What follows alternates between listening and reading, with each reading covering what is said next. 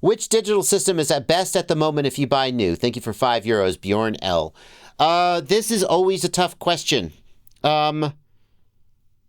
Assuming budget's no object, because you didn't mention budget as an object. Actually, frankly, the digital systems are not that different in price.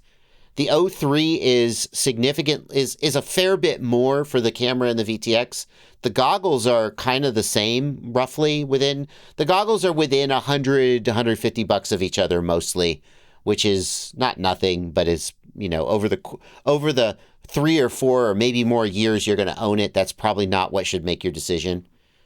It's like one VTX is worth, right? How many VTXs are you going to buy in 3 or 4 or 5 years?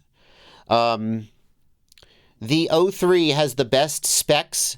It has 1080p resolution. It has the best range and penetration. The O3, in terms of just pure video performance, is hands down the best. That's really, I don't think it's debatable. Walksnail is arguably the best all round. And what I mean by that is Walksnail has a good video transmitter for larger quads. It has a good low light camera. If you want low light, like works really well, even down to almost complete darkness. It's not a true infrared night vision camera, but very, very good low light camera. Walksnail has a 1S video transmitter for use on tiny whoops. That's pretty decent. Walksnail is pretty good community integration, responding to feature requests. There are complaints about Walksnail too. I'm not trying to paint them, as perfect. There are some bugs that they haven't fixed. There are some features that people have asked for that they haven't implemented.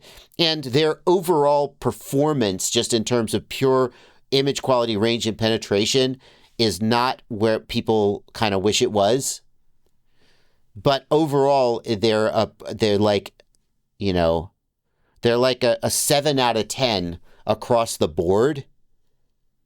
And DJI is like a 10 out of 10 when it comes to range, penetration, and resolution. But then when it comes to community engagement and actually taking care of their customers and not effing them over with incompatible firmware upgrades and nonsense, maybe they're like a 4 out of 10.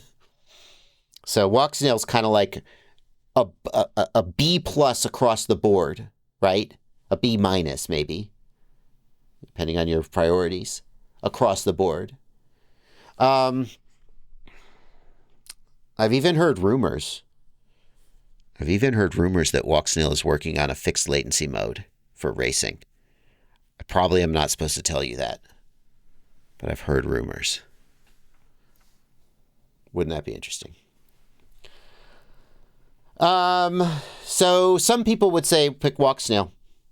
HDZero, the main reason to choose HDZero is if you care the most about smooth frame rate and low latency.